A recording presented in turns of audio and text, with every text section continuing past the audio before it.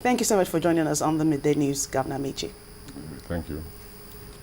All right, so you can tell us briefly what exactly your trip to Germany was about to develop Nigerian economy, particularly your states, or was it a personal trip?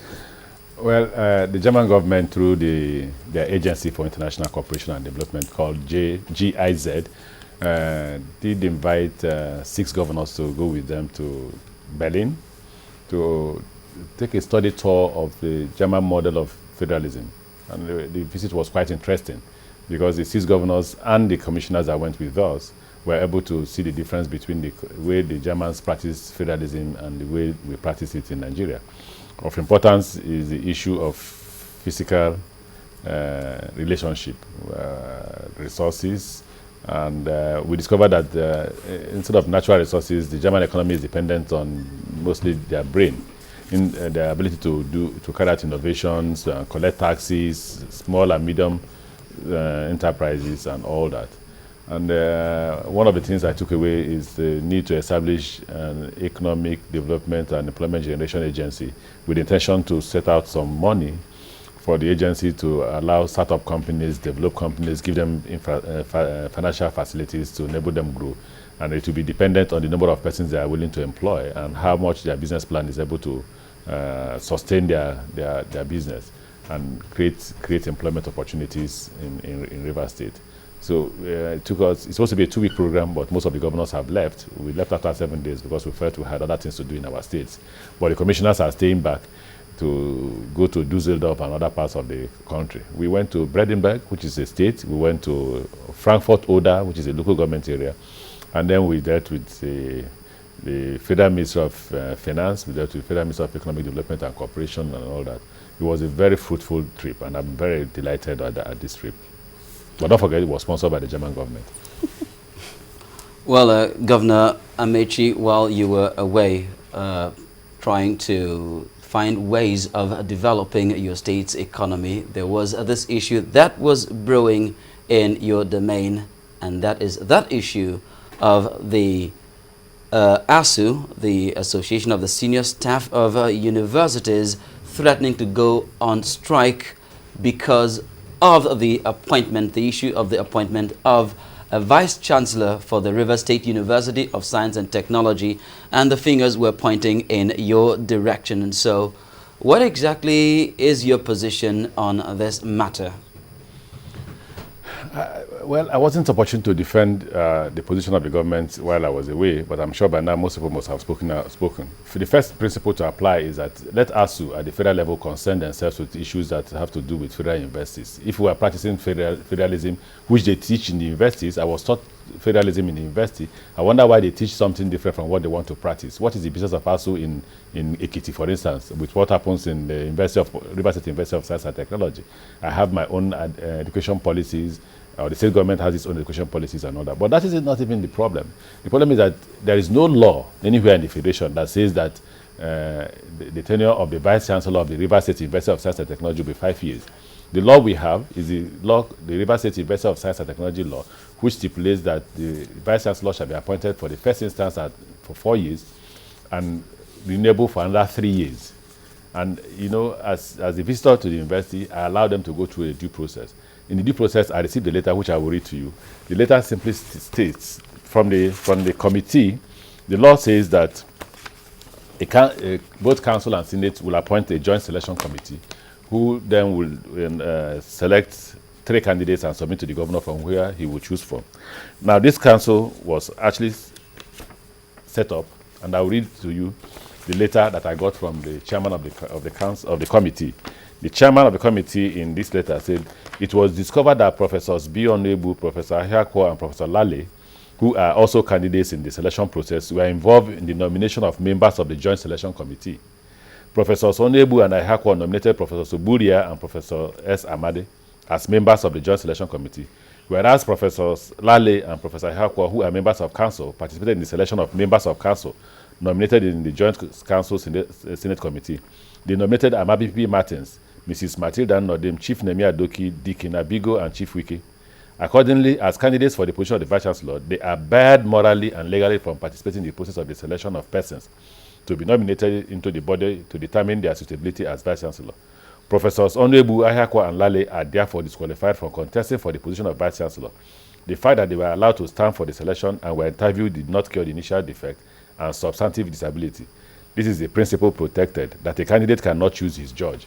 Now, these are members of us who are causing the problem. They participated in the selection of who would select the Vice Chancellor, nominated their own candidates to select them.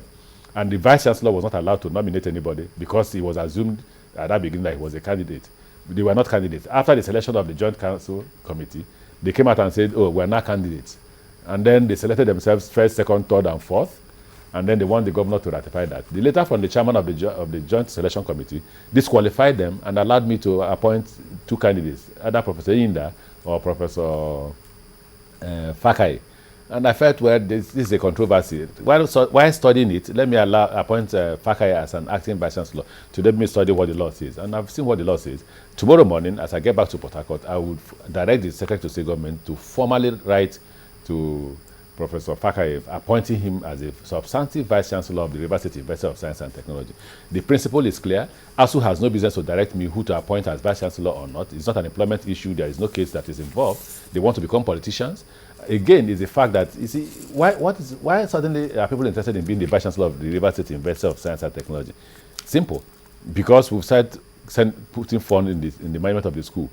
And because we've been putting fund in the management of the school now, the issue of who manages the fund, why are we not involved in the management of the fund, why can't we award contract or be awarded contract to? These are the issues that are causing confusion in the university. They don't want the man who is the Vice Chancellor to determine who gets what contract. They want to be, even if it will be determined by him, they want to participate. And I don't want to concern myself with such issues of who benefits what from the university. All right, if I may just come in here, Governor Amaechi, this is an issue that's concerning your state. But if we take a look at the bigger picture in the country, some of these issues are what contribute to what many people will call the gradual decline in education in Nigeria as we speak today.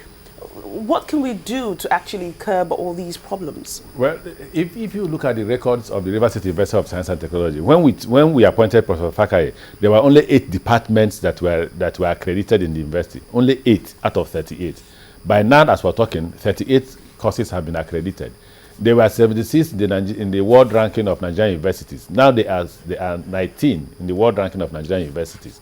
The university lacked the facilities and all that. Now, because they have been funded, they have facilities. But that doesn't answer the question you ask. Those are achievements that he has made as a person.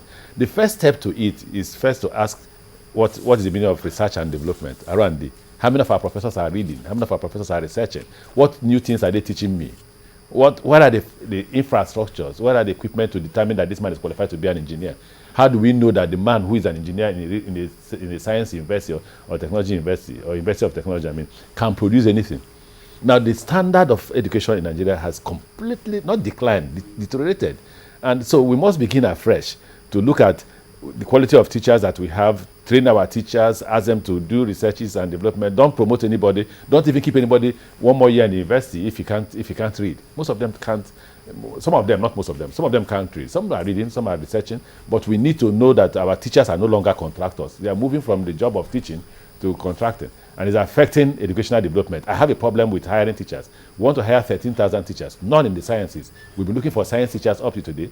What did we agree? We agreed to hire those who may have read chemistry, biology, physics, and take them to the College of Education to go and study education, so that they can teach children at the level of the primary and secondary schools.